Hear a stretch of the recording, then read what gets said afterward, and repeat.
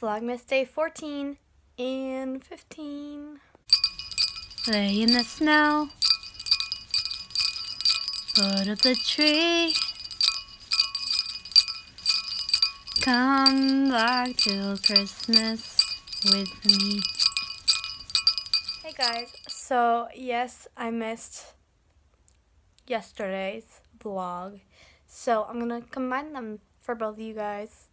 Combine them both for you guys, and I'll show you some footage from my Christmas party, and you're gonna see me opening some presents and opening my advent calendars, and I'll read you 2 stories, so that'll be fun. All right, here we go.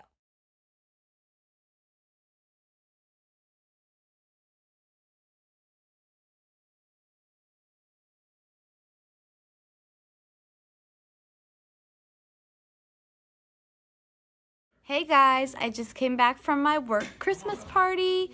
I've got my little elf shirt on, my jingle bell, and I had mini ears with reindeer horns on it, but I took those off.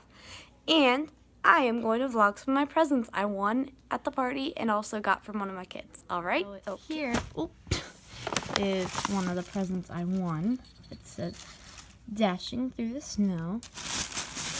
And we're going to open it. And I got crock pot, chili, stews, and more. Interesting. Okay. Got that one.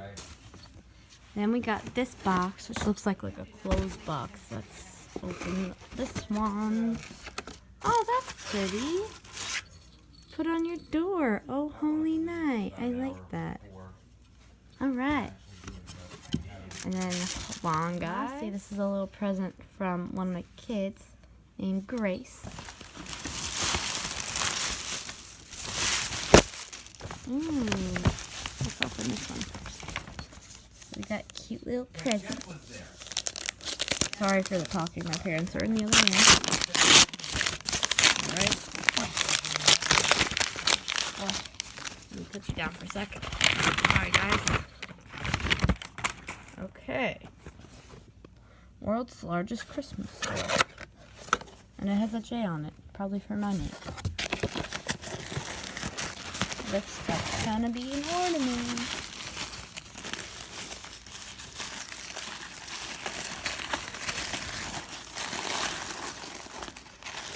Ooh, oh, that's so pretty. Oh, it has my name on it. I love it. Gorgeous. All right, on to the next one. Ooh, got some apple cider here. You guys see that? And last little guy.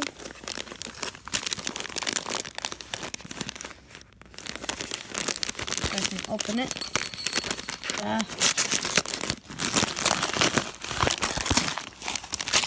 what is this?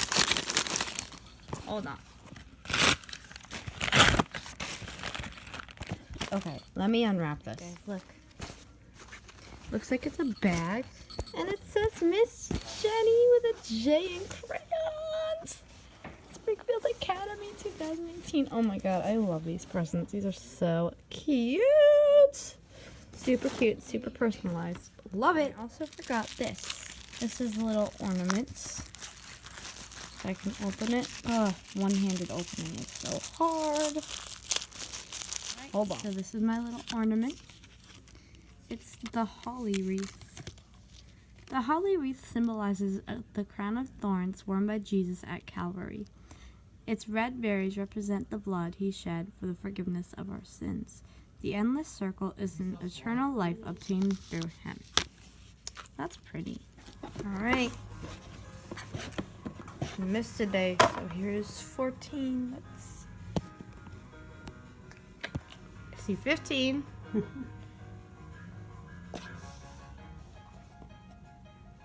Bet it's one of those sneaky ones.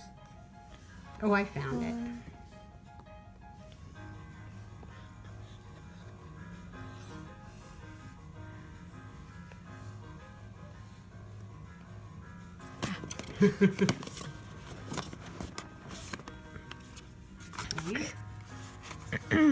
Love nature. Pick up litter on a walk in your favorite wild spot.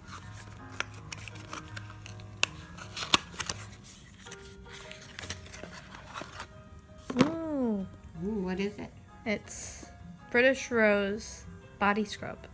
That will be for you. Okay. But let me smell it anyway. Okay. Back.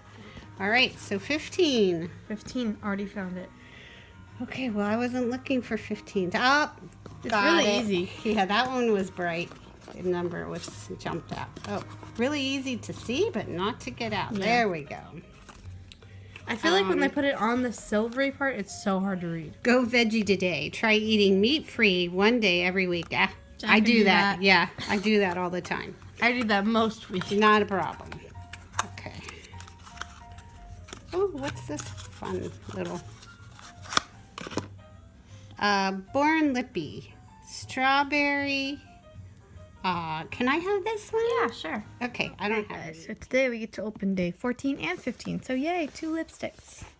And technically it is the 16th because it is midnight, but whatever. We're gonna do these 2. And then we'll do tomorrow. Ooh, a butter lipstick. I love these. So nice. This is like a nice wine, almost brown color. And it is called Root Beer Float. That's so cute. I love that. So that's a nice color. Let me just pop it up. This looks like it's going to be a good, like, everyday color. Let's see. Ooh, yeah. I like that. Look at it. Pretty.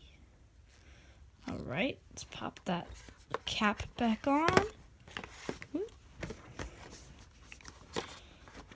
Okay. And now day 15. Ooh, this is pretty too. It is a dark purpley color. And it is called, oh, there's this hard to read, Raspberry Tart. Here, let me just show you guys in some light. This color. Love it. Those are our colors.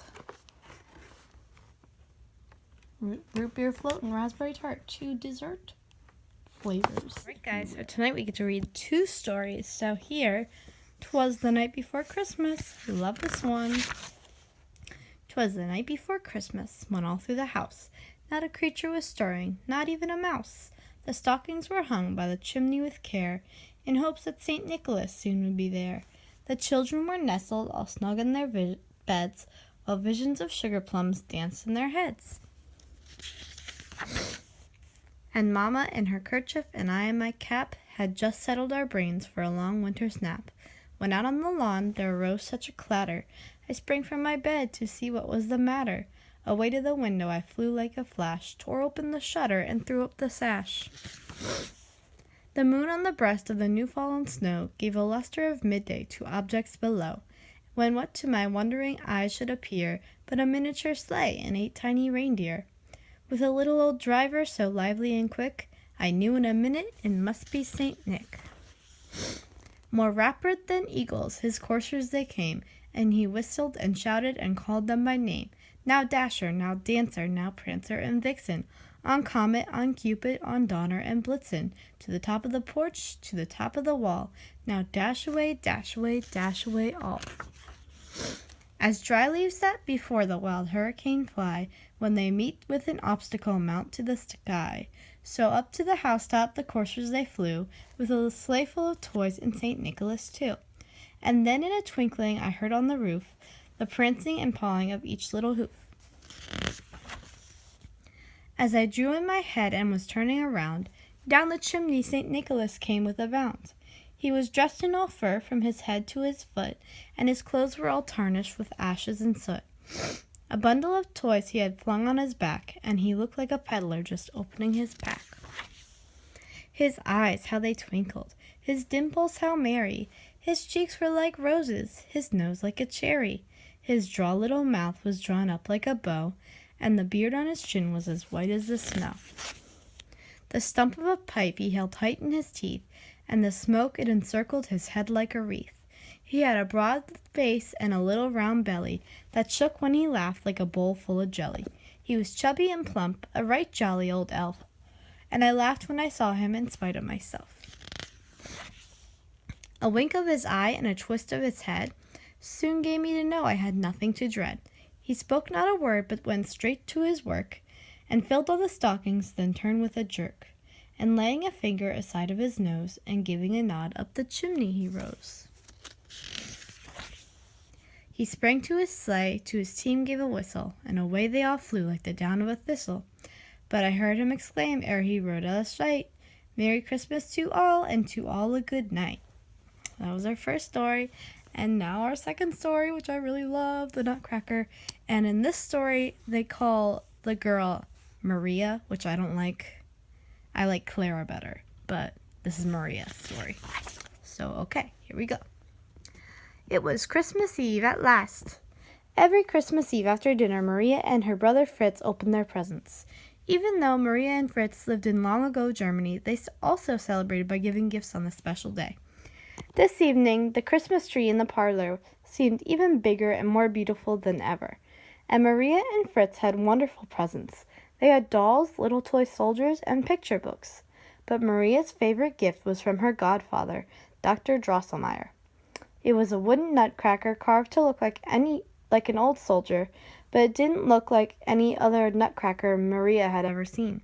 What Maria did not know, though, was that the nutcracker was enchanted. After Maria and Fritz finished opening their presents, another celebration began. They were going to have an exciting Christmas party for their young cousins and friends. Everyone played with the dolls and toy soldiers, and there were all kinds of Christmas candies and cookies to eat. Then Dr. Drosselmeyer said, Wait right here, children. I have a special Christmas treat for your party." Before the children could guess what the treat might be, he appeared with 2 puppets on a small stage for a puppet show. The 2 puppets danced and leaped high off the stage and did somersaults, while the children watched and laughed and clapped. Maria held her favorite gift, the nutcracker, through the whole puppet show. After the show was over, Fritz began to dance around just as the puppets had done. He grabbed the nutcracker from Maria and leaped up, holding it high, but Fritz could not dance quite as well as the puppets. He stumbled, and the nutcracker went flying across the room, landing near the Christmas tree. When Maria ran to pick up her favorite gift, she saw that the wooden jaw was broken. "Oh no," she cried. "Let me fix you, poor nutcracker." She carefully tied the nutcracker back together with her handkerchief and put him under the Christmas tree. Then Mother called, "It's time for bed. All the guests have left, and it was time to put out the lights and go upstairs." The house was quiet, but Maria could not sleep. She was thinking about the nutcracker under the Christmas tree. Maria tiptoed downstairs. When she opened the doors to the parlor, she was surprised to see that the Christmas tree was lighted again. She picked up her nutcracker, but he looked larger than when she had left him under the tree, and his jaw was not broken anymore. The nutcracker seemed to be growing. As he grew taller and taller, his carved wooden face slowly changed. Before Maria's very eyes, the nutcracker became a handsome young prince. The prince bowed to Maria and thanked her. Her act of kindness had broken a magic spell that had been cast over him. Just then, Maria heard a scuffling and scratching sound, with pattering and squeaking noises. She looked up to see a room full of huge gray mice. "What are mice doing here?" wondered Maria. The mice were led by a mouse king, who had 7 heads and carried a sword.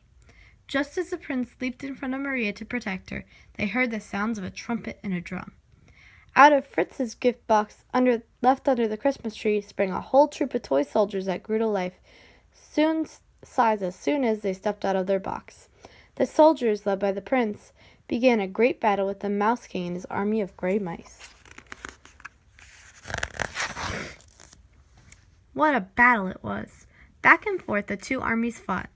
Maria began to be afraid that the mice would win. The prince and the toy soldiers seemed to be getting tired. But just then Maria saw her chance to help. She took off her slipper and threw it with all her might at the Mouse King. Down he went. The battle was over. As quickly as they had come, the army of gray mice scampered away. The prince was now completely free from the magic spell. He could go home to his own land. "Would you come with me?" he asked Maria. "Oh, yes," answered Maria.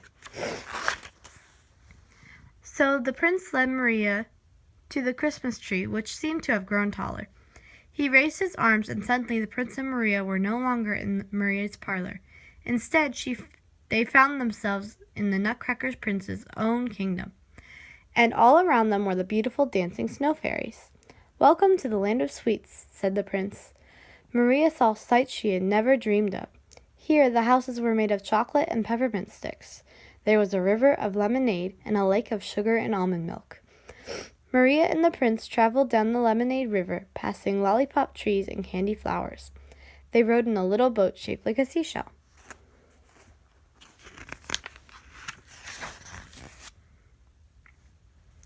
Finally, they arrived at a sparkling castle made of entirely spun sugar.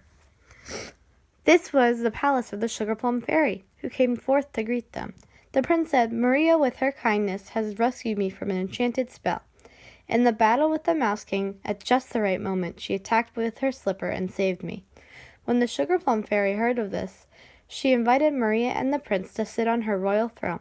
She threw a great party to celebrate. Everyone in the land of sweets came. As tinkling music filled the hall, the Sugar Plum Fairy did a graceful fairy dance. Next came a parade of dancers, Chinese dancers, whirling Arabian dancers, leaping and twirling Russian dancers. Maria had never seen such sights. There were chocolate dancers and penny whistle candy dancers and even dancing clowns. Just when Maria could not imagine anything more grand, she was surrounded by enchanted flowers. Everywhere she looked were beautiful flowers, buttercups and daffodils, roses and tulips. They seemed to almost float as they waltzed round and round the grand ballroom. Everyone joined in the dancing. Maria was a little afraid to dance. Then the Nutcracker Prince approached and said, "All this dancing is for you. You must dance too. Come with me." So Maria and the prince whirled and whirled and whirled, until Maria was a little dizzy and could no longer tell exactly where she was. She rubbed her eyes and sat up. She was beneath her own Christmas tree, in her own house, and here beside her was her Nutcracker. Where was the prince, the dancers, the Sugar Plum Fairy? Oh, could it have all been a dream? Okay, so that's our stories, guys. Tomorrow we have Santa Claus is coming to town. Santa! I know him. Good night, guys.